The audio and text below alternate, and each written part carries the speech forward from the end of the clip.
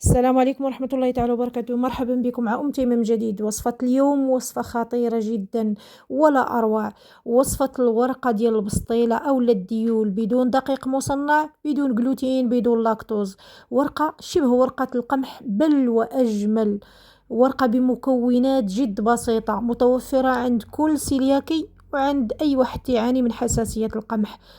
هاد الوصفة جات بناء على الطلب ديال بعض الأخوات.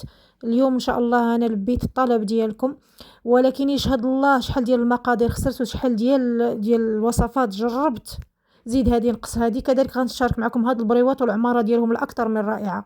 ندوزو المقادير على بركة الله. عندي كاس ديال دقيق الأرز، غادي نعبرو فقط بالكاس، واللي بغات الميزان فالكاس تيوزن 100 غرام. بنفس الكاس غادي نديرو 4 ديال الكؤوس ديال الماء غليان، ماء طايب جدا طالق السبولة. ما نطفيوش عليه حتى ديك الساعة من البوطة الفوق دقيق الأرز باش تنجح معنا الوصفة. تبعوا النصائح الله يجازيكم بخير باش تحصلوا على أحسن يعني أحسن ورقة. هاد الورقة راه غادي تستغناو على باقي الورقة ديال الميكس اللي حطيت في الفيديو يعني. حطيت جوج ديال الوصفات ولكن كلهم بالميكس. ملي خوينا عليه الماء طيب نخليه ضروري الخليط حتى تيبرد، يعني يبرد شويه ولا يبرد تماما على حسب الوقت ديالكم. انا خليته يبرد هي شويه، ما عنديش الوقت. ملي غادي يبرد غادي نضيفوا ليه بيضتين. انا ما خليتوش برد بزاف كما قلت لكم، ولكن الا كان باقي دافي شويه خصكم تخلطوا بسرعه باش ما يطيبش لكم البيض ملي تضيفوه. ضفت بيضتين كبيره يعني كبار في الحجم. خلطنا جيدا ومن بعد غادي نضيف كأسان ديال نشا الذرة، ونقدروا نزيدوا نصف كأس آخر على حسب الحجم ديال البيض، يعني ركزوا معايا. غادي نضيفوا كأسان. وإلا شنا الخليط هو هذاك، يعني الخليط خاصو يكون ماشي بحال ديال الكريب، شبه خليط البغرير ثقيل. دائما خليط ديال الورقه خاصو يكون ثقيل باش ما يعذبناش.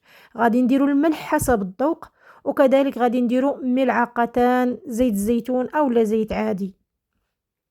غادي نخلطوا هاد الشيء، ومن الاحسن اننا نميكسيوه، ندوزوه هكا في الميكسور باش يختار لينا، باش تيكونوا شي حبيبات تكتلات هكا كلشي تيطحن وتيجينا الخليط يعني ناعم جدا وملس. وفوق هاد الشيء كما قلت دوك التكتلات تيرجعوا، يعني تستافد منه، تنستافدوا منه ما تيضيعوش. تيرجع الخليط خاتر، الا طحناه تيرجع الخليط خاتر، عكس الا ميكسينا غير بيدينا. ملي تنميكسيو هاد المكونات ضروري نخليوه يرتاح واحد 30 دقيقة باش تنجح معنا الوصفة، ضروري ومؤكد يعني. حتى الأكثر ممكن نخليوها حتى أكثر، ممكن نخلطوها في العشية ونخليوها حتى الغد لي ونخدموها تجي أحسن. ما يمكنش تخلطوها وتخدموها تمتم. أنا راه خلطتها يلا عطيتها واحد ربع ساعة لأن ما عنديش الوقت وخدمتها، ولكن من الأحسن والنتيجة أفضل يعني نصف ساعة فما فوق. ندير واحد الكاسرونة ولا شي إناء فيه الماء طيب، وهانتوما تتشوفوا الطريقه. هذيك الورقه اللي خدمت معكم من قبل كانت كبيره، درنا مقله فيها تقريبا 32 سنتيم، هذه فيها 24 سنتيم، يعني مقله متوسطه. على حسب نتوما الورقه واش بغيتوها كبيره ولا صغيره. كذلك غنعطيكم بعض النصائح اللي مهمه جدا وخاصه للمبتدئين.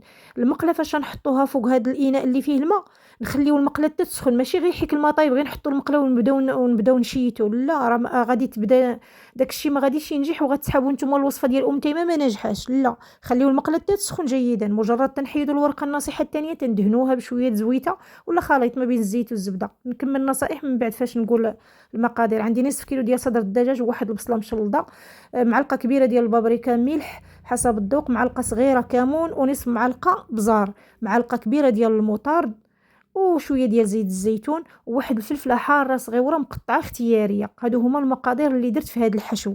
هذا الحشو راه تيجي رائع، تيحماقوا عليه الوليدات وغني بالبروتين. غادي تشوفوا انتم، تشوفوا الحشو كيفاش غادي يجي في الاخر وشنو هما الاضافات اللي غادي نضيفوا ليه. كما قلت بالنسبه للورقه، كذلك الورقه متى نحطوها في المقله، شوفوا ما شاء الله، شوفوا الورقه كيفاش دايره، راه بدون فلتر. انا تنصور الفيديو بدون فلتر، احيانا تنستعمل الفلتر في الصوره المصغره، ولكن هنا في الفيديو راه الحقيقه هي هذه. شوفوا كيفاش مجموعه وكيفاش تتحل. نتوما ما شاء الله تعمروا بها الحلو والمالح. رائعة جدا. الورقه ما نخليوهاش تطيب بزاف في المقله تولي قاصحه، وما نحيدوهاش ديك الساعه تجينا معجنه وتبدا تقطع علينا ونسحبوا الوصفه ديال تيمه ما ناجحاش تاني. لا، خير الامور اوسطها. الورقه عاوتاني الا كنا بغينا نعمروا بها البريوات مالحين نديروها غليظه شي شويه ماشي غليظه بزاف. ولكن الا كنا بغينا نعمروا بها الحلو بريوات مثلا المعسلين ولا هذا، ولا كذلك المحينشات وداك الشيء، من الاحسن الورقه نديرو غير كوش ونعاودو الثاني فقط. اما الا بغينا نعمرو الملح من الاحسن نديرو جوج 3 ديال لي كوش ولا 4. ما تخافوش ما غتجيش غليظه. ملي نشف لينا داك الحشو ملمع عفوا جيدا، زدت عليه معلقه كبيره هنا ديال الجبن صنع منزلي وحكيت عليه واحد 3 ديال البيضات مسلوقين. علاش؟ لان البنيات ما تيبغوش ياكلوا عندي انا البيض مسلوق، فانا تندخلو في حال هاد الوجبات هادو باش من ياكلوا ويديو معاهم النت الكوتي المدرسه. كذلك ضفنا واحد جبانيه صغيره ديال الفرماج حمر محكوك، انا ضفت هنايا التاج. شوفوا الجبن والفرماج محكوك فهما اختياري، اللي بغى يدير الوصفه كما هي يديرها، واللي بغى يحيد هادوك يحيدهم. من بعد ضفنا واحد الجبانيه صغيره ديال المعدنوس مقطع.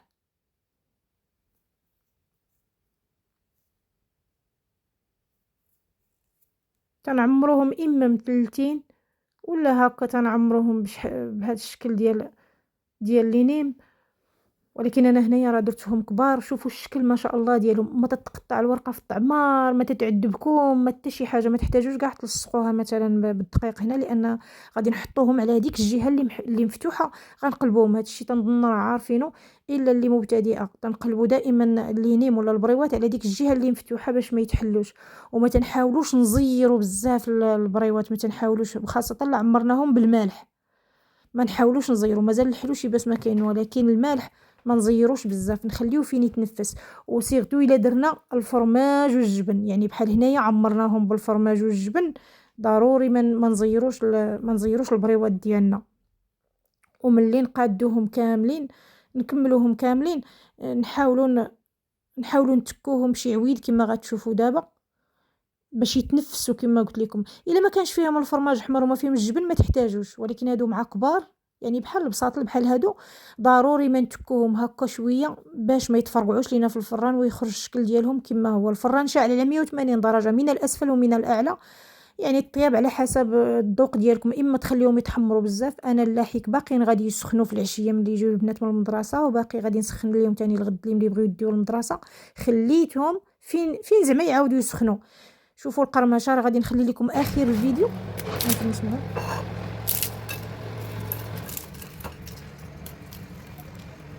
قرمشه رائعه جدا، والحشو ولا اروع، ورقه ولا اروع. نتمنى ان الحلقه ديال اليوم تعجبكم، تستافدوا منها. في امان الله وحفظه. السلام عليكم ورحمه الله.